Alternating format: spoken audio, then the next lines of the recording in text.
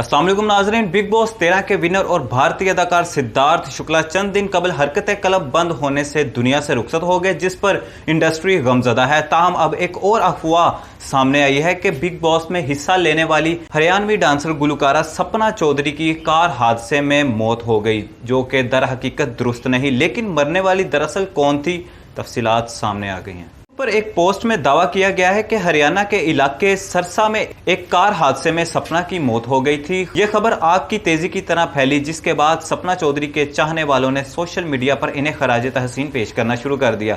Times of India की report के मुताबिक सपना चौधरी बिल्कुल खैरियत से और सेहतमंद हैं और बाकी चीजें भी दुरुस्त चल रही हैं। यहां तक कि इन्होंने ये अफवाह फैलने के बाद सोशल मीडिया पर अपनी एक नई वीडियो भी शेयर की।